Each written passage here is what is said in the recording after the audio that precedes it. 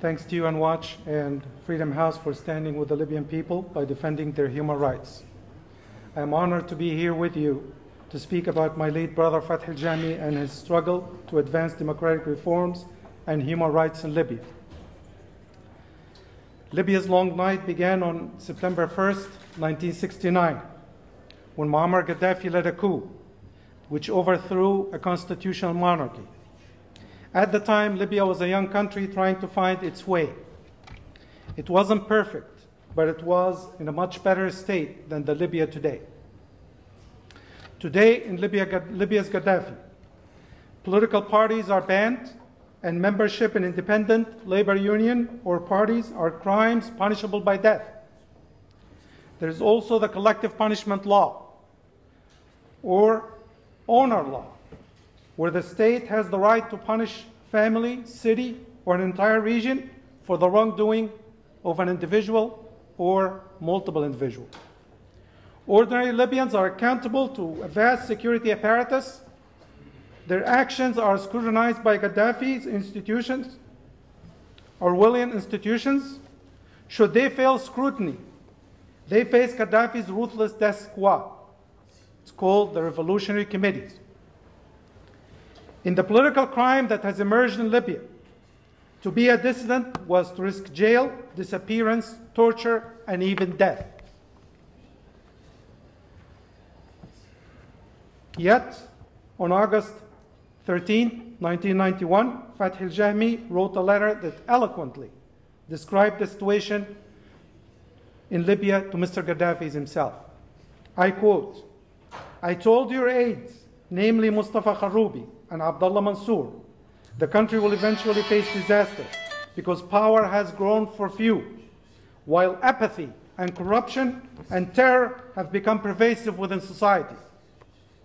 Young and old know that the Gaddafis are the sole decision makers, and I believe that's true." End quote. It was in this suffocating and dangerous context that Fathi Eljahmi chose to speak out for free speech and human rights. He was a courageous man. He was also my mentor and a father figure. He was an unconditionally loving and generous husband, son, and a brother. Fathi was a visionary, blessed with a great mind and passion for equality and justice. Professionally, he was a civil engineer, an entrepreneur, a former governor of the Gulf province, and also chairman of the Libyan National Planning Commission.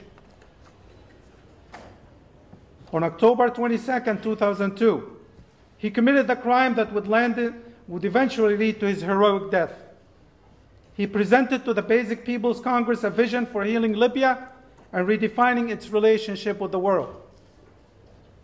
He called for the creation of a constitution, for free speech, for free enterprise, for investigation into the Abu Slim prison massacre, the war in Chad, and the resolution of the Lockerbie bombing case, which, by the way, has led to the economic blockade against Libya.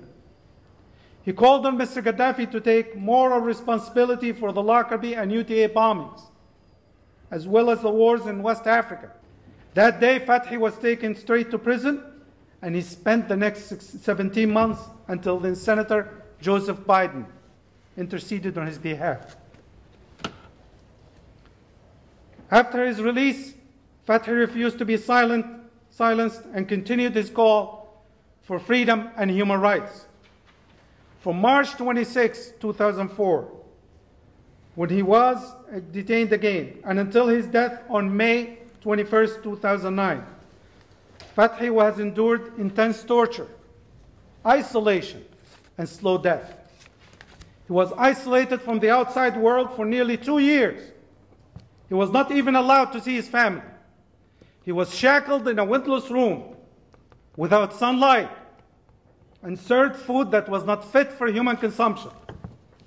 For 2 years, he was deprived for medication for hypertension, advanced stage diabetes, and a heart condition. Fathi's family was also endured abuse at the hand of Libyan security. In April 2008, for example, Fathi's wife, who was 58 years old at the time and is diabetic, was interrogated for hours by state security along with her children. The interrogation was conducted by General Mustafa Muakkaf, a violent thug with reputation for brutality. As Muakkaf integrated the family's member, an officer stood steps away with a machine gun. The Gaddafi Foundation, led by Mr. Gaddafi's son, Saif al-Islam, has dished its own version of harassment. Saleh Abdel Salam, an aide to Mr. Saif al-Islam, delivered a message to the family saying, if we ever release your father, and if he speaks again, we'll cut off his head and we'll ship it in a box to the Americans in the West. So under all this torture, Fathi slipped in a coma due to torture, again, and medical neglect. On May 5th, 2009, the Libyan regime flew my brother to a hospital in Jordan where he died.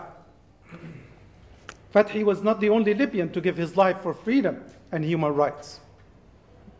In 1993, 1 month before receiving U.S. citizenship, his U.S. citizenship, dissident and former diplomat Mansour Kikhya was kidnapped by Libyan intelligence from a Cairo hotel. Kikhya was also diabetic. He was a good man, an intellectual. Kikhya was smuggled to Libya, where he was executed by the Gaddafi regime.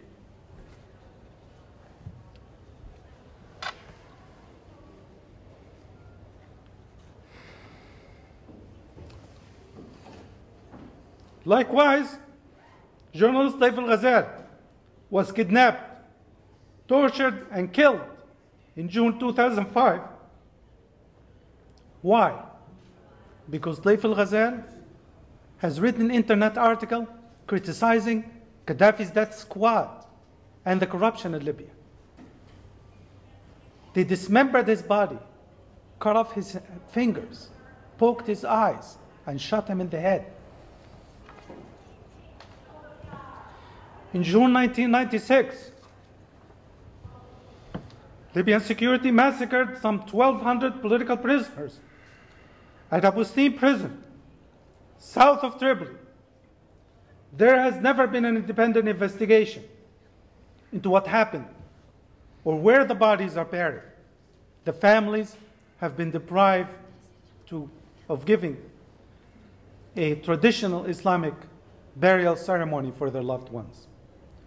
For years, the family of Abu Slim victims were tricked into believing their loved ones were alive. Families would drop off food, clothing, and medicine at the prison for their loved ones.